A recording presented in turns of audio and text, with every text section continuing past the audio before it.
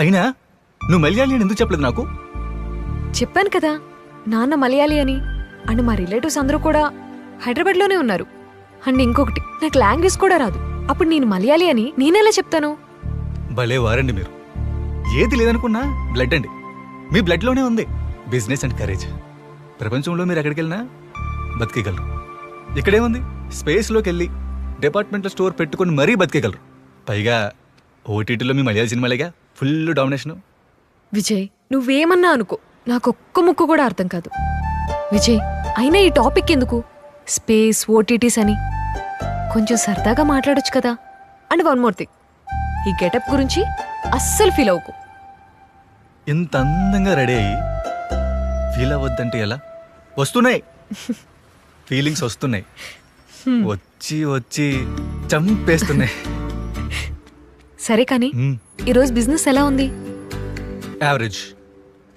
చూడు లిఖిత, నువ్వు topic divert చేస్తున్నావు నాకు బాగా అర్థమైంది. ఈరోజు మనం ఒక మంచి పాజిటివ్ ఫ్రీక్వెన్సీని ఫీల్ అవుతున్నాం కదా. అదేంటో మనం ఎప్పుడు ఒకే పాజిటివ్ వైపు ఫీల్ అవుతున్నాం అనిపిస్తుంది.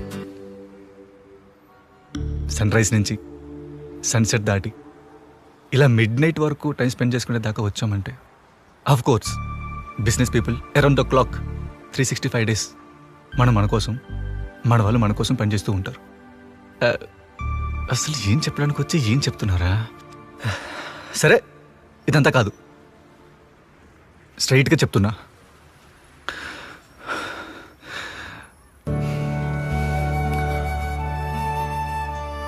మొదటిసారి నేను చూసినప్పుడే ఒక అద్భుతం అనిపించింది. ఈరోజైతే ఇంకా చాలా అనిపిస్తుంది. నీ విషయంలో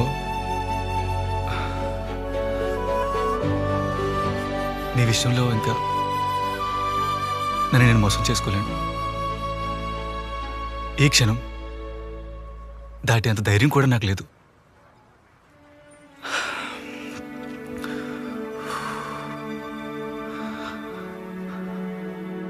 I love